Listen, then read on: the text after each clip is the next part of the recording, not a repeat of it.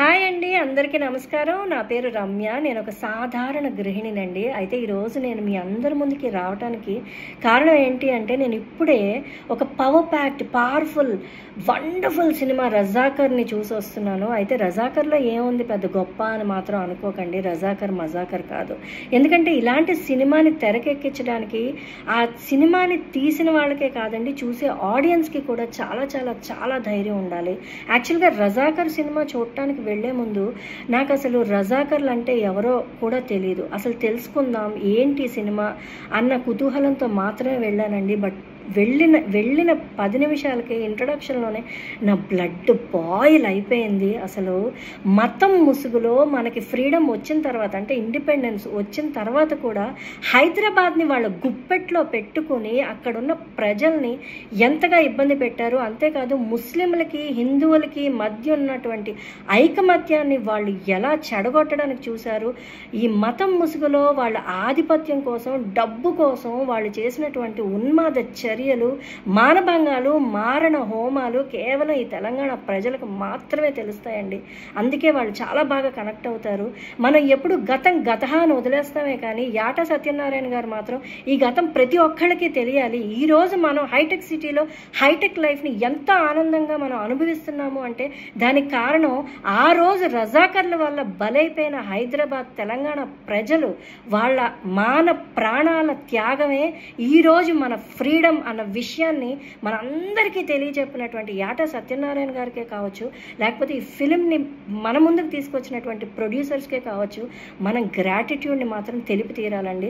అయితే చాలామంది జనాలు కన్ఫ్యూజ్ అవుతున్నారు. ముస్లిమ్స్ని ఎందుకు అలా తక్కువగా చూపించారు, లేకపోతే ఎందుకు అంత భయంకరంగా చూపించారు, ముస్లిమ్స్ని ఎందుకు అలా నెగిటివ్గా చూపించారు. ఇందులో ముస్లిమ్స్ని నెగిటివ్గా చూపించలేదండి. మతం అంటే ధర్మం, మతం అంటే మంచి.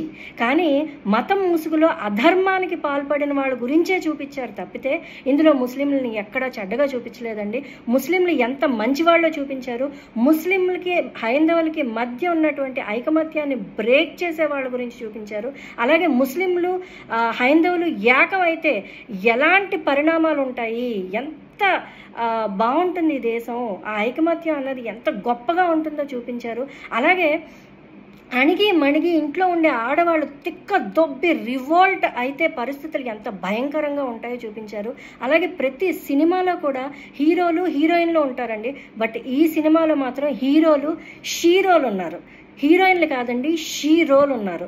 ఎందుకంటే తులసి గారి పాత్రతో మొదలుకొని ఇంద్రజ గారి పాత్రే అవనివ్వండి, అనసూయ గారి పాత్రే అవనివ్వండి, లేకపోతే ప్రేమ గారి పాత్రే అవనివ్వండి, వాళ్ళు ఉన్నది చాలా తక్కువ టైమే అయినప్పటికీ ఎంత ఇంపాక్ట్ని క్రియేట్ చేశాయి అంటే మనలో ఎంతటి బలం ఉందో,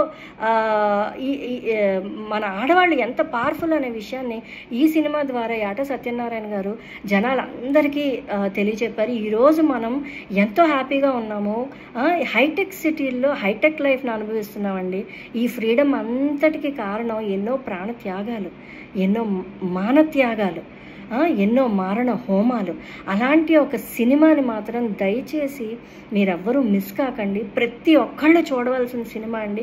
ఈరోజు వాళ్ళు చేసిన ప్రాణత్యాగాలకి ఈ సినిమా కనుక మనందరం చూస్తే వాళ్ళకి మనం ఈ రకంగానైనా గ్రాటిట్యూడ్ని తెలుపుకున్న వాళ్ళం అవుతామేమో అనిపిస్తుంది. మనం ఈరోజు ఎంత హ్యాపీగా ఉన్నాము అంటే ఆ రోజు వాళ్ళు అన్ని త్యాగాలు చేయబట్టికే ఈరోజు మనం ఈ ఫ్రీడమ్ని ఎంజాయ్ చేయగలుగుతున్నాం. కాబట్టి వాళ్ళ ఆత్మలు అన్నీ శాంతించాలి అంటే మాత్రం మనం ఈ సినిమా డెఫినెట్గా చూసి తీరాలండి.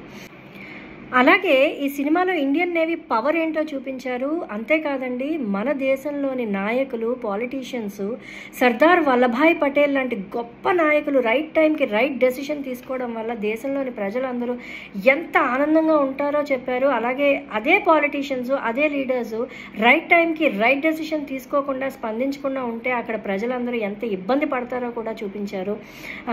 సో ఈ సినిమాని మాత్రం కుల మతాలకి అతీతంగా ప్రతి ఒక్కళ్ళు థియేటర్స్కి వెళ్ళి వాచ్ చేయాలని నేను మనస్ఫూర్తిగా కోరుకుంటున్నాను. అలాగే ఇంత గొప్ప సినిమాని జనరేషన్స్కి అందించినటువంటి యాటా సత్యనారాయణ గారికి, అలాగే ఫిలిం ప్రొడ్యూసర్స్కి, అందరి ఆడియన్స్ తరపు నుంచి నేను కృతజ్ఞతలు తెలుపుకుంటున్నానండి. ఈ సినిమాని మాత్రం దయచేసి ఎవ్వరూ మిస్ కాకండి.